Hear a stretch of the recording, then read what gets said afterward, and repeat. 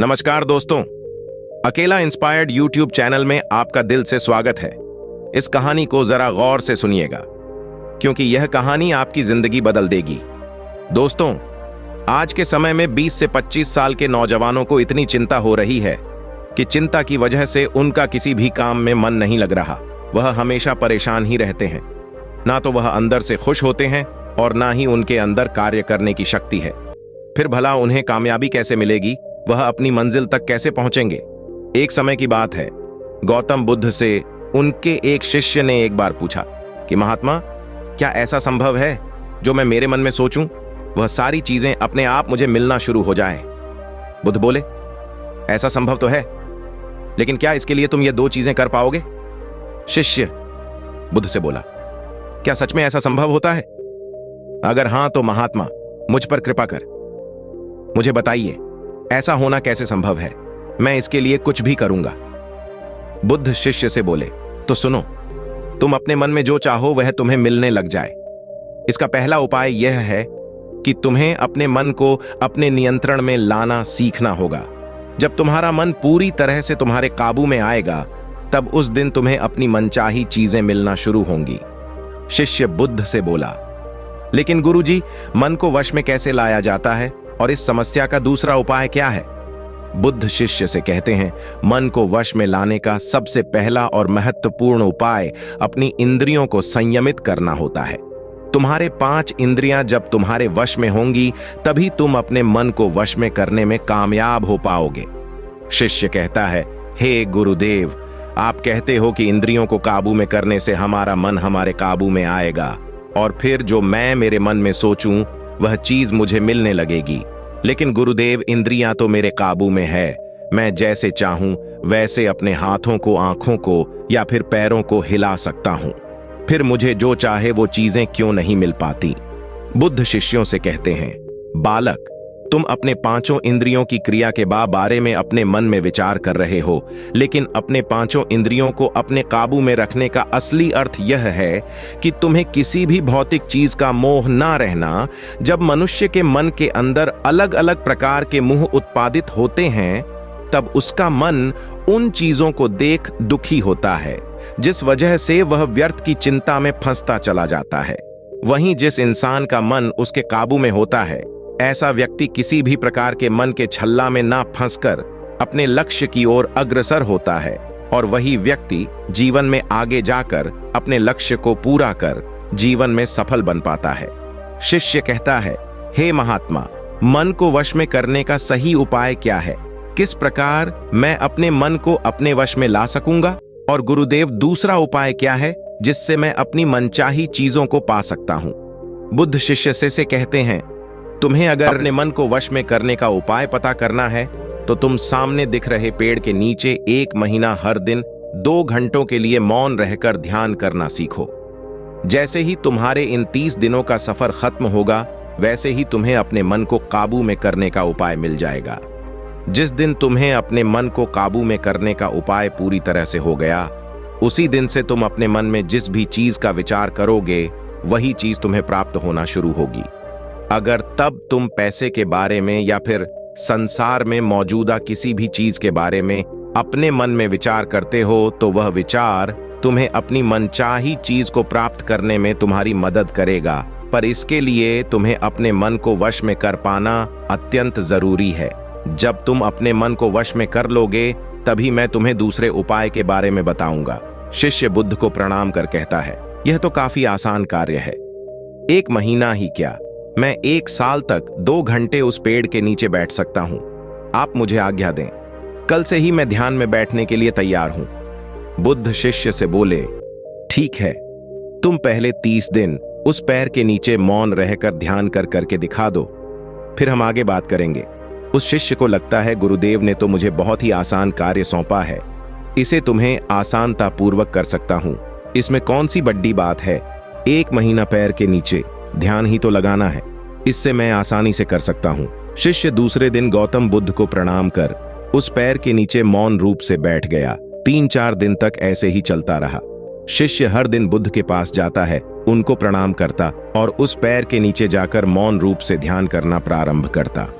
लेकिन जब छठे दिन रोज की तरह शिष्य उस पैर के नीचे बैठने गया, तब उस समय उसका मन बेकाबू होने लगता है। उसके मन में अलग अलग चीजों के विचार आना शुरू होते हैं।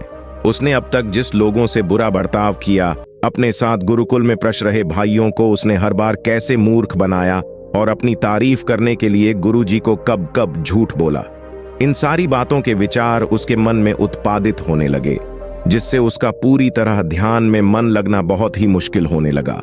थोड़े दिन बीते, आज उस शिष्य का मौन रहकर ध्यान करने का 17वां दिवस था, लेकिन उसके मन में बार बार आते हुए गलत विचार उसे ध्यान को ठीक से करने नहीं दे रहे थे। इसके लिए उसने मन में निर्णय किया, मैं इस समस्या का हल गुरुदेव से पूछता हूं, उन्हें इसका हल जरूर पता होगा। 18 वे दिन उसके मुंह पर आ रहे भाव देखकर बुद्ध पहले ही समझ चुके थे कि आज यह सिर्फ प्रणाम करने नहीं है, अपितु किसी समस्या का हल पूछने आया है। शिष्य बुद्ध के पास जाता है और कहता है, हे महात्मा, आपके बताए अनुसार मैं हर रोज 17 दिनों से उस पैर के नीचे ध्यान लगाने बैठ जाता हूं। शुरुआती दिनों में मैं जब ध्यान लगाने बैठता था, जब मेरा मन पूरी तरह लगता था, लेकिन अब उस पैर के नीचे जब मैं अपना ध्यान लगाने बैठ जाता हूं, तब मेरा ध्यान अच्छे से नहीं लग पाता। मेरे मन में अलग अलग प्रकार के विचार आते हैं। जो विचार मुझे आते हैं, उनके बारे में सोचकर मुझे अपनी सोच के ऊपर गुस्सा आने लगता है।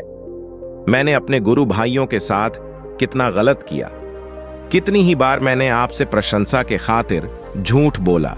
इन सभी गलत और विचार मुझे अंदर से दुखी करते हैं और मेरा ध्यान टूट जाता है। मैं सोचने लगता हूं कि मैं कितना गलत था, जिसकी वजह से मेरा ध्यान पर मन लगना तो दूर में, ध्यान करते समय इन्हीं विचारों से जूझता रहता हूं। हे महात्मा, मुझ पर कृपा करें और मुझे इन गलत विचारों को अपने मन से पूरी तरह खत्म करने में सहायता कीजिए। बुद्ध शिष्य से कहते हैं, तुम्हें जब मैंने पहले दिन मौन रहकर पेड़ के नीचे बैठने के लिए कहा था, अब तुम्हारे मन में किसी भी प्रकार के विचार नहीं आ रहे थे, लेकिन अब 18 दिन बीतने के बाद तुम्हारे मन में अपनी गलतियों के विचार उत्पादित हो चुके, जिसका कारण एक ही है।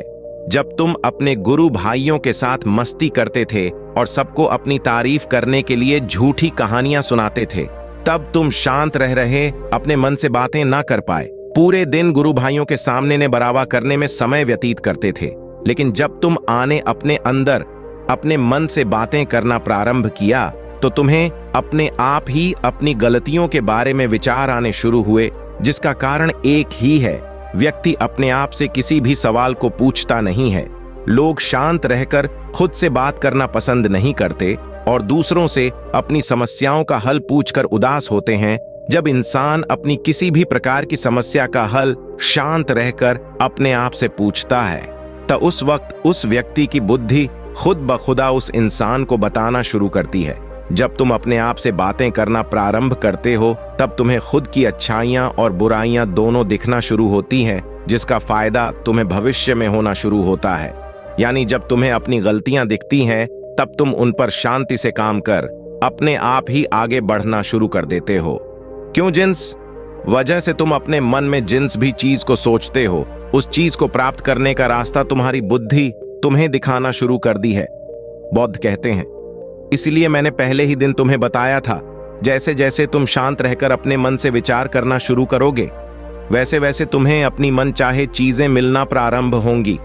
बुद्ध शिष्य से बोले, गुरुदेव, आपने मुझे दूसरा उपाय बताने का भी वादा किया था। मुझे लगता है वह उपाय इससे आसान होगा। कृपा कर मुझे दूसरा भी उपाय बताइए। बुद्ध शिशु को बोले, मैं तुम्हें दूसरा उपाय तुम्हारे 30 दिन पूरे होते ही बता दूंगा। शिष्य बुद्ध को निराशा भरी नजरों से देखता और वहां से चला जाता है। थोड़े दिन बीतते, आज उस शिष्य के 30 दिन पूरे हो चुके थे। शिष्य बुद्ध के पास चला जाता है और बुद्ध से पूछता है, हे गुरुदेव, मुझे मेरा मन इतना हल्का क्यों लग रहा है? आज मेरे मन में पहले से कम विचार आते हैं और मेरे मन में किसी चीज को प्राप्त करने का मोह भी नहीं है। लेकिन गुरुदेव, दूसरा उपाय क्या था जिसे आपने उस दिन नहीं बताया? बुद्ध शिष्यों से कहते हैं, दूसरा उपाय था ही नहीं, बस मैंने तो तुम्हें इसलिए दूसरे उपाय के बारे में बताया था क्योंकि तुम ध्यान के इस 30 दिन में भटक ना जाओ। तुम अपने ध्यान के इन दिनों पूरी तरह से खत्म कर पाओ, जिससे तुम्हें अपने अंदर की आवाज को पहचानने में मदद हो। और तुम जान सको कि ऐसा संभव जरूर है कि जो तुम चाहो वह तुम्हें मिल सकता है, लेकिन अपने मन को वश में करने के बाद इसके रास्ते और भी ज्यादा आसान हो जाते हैं। इसलिए इंसान का मन अगर उसके वश में हो तो वह अपनी मनचाही चीज को प्राप्त करने में समर्थ रहता है। वह कहते हैं, न मन के जीते जीत और मन के हारे हार। इसलिए मन को काबू में करना सीखो, शांत रहो, हर दिन ध्यान करो, एक्सरसाइज करो, तभी तुम्हारे दिनचर्या बदलेगी। जब तक तुम अपने मन को शांत नहीं कर लेते तब तक तुम जीवन में कुछ भी नहीं पा सकते। कुछ पाने के लिए मन का शांत होना जरूरी है और तब तुमको हर वह चीज मिलेंगे जो तुम सोचोगे। दोस्तों, गौतम बुद्ध की इस कहानी को आप अपने परिवार या मित्रों के साथ शेयर करके उन्हें भी बुद्ध के ज्ञान से अवगत करा सकते। बाकी अगर यह कहानी आपको अच्छी लगी हो तो इस वीडियो को लाइक करें और ऐसी और कहानी सुनने के लिए अकेला इंस्पायर्ड यूट्यूब चैनल को सब्सक्राइब करें। तब तक मिलते हैं हम आपसे ऐसी ही एक और प्रेरणादायक कहानी के साथ अगले वीडियो में। धन्यवाद।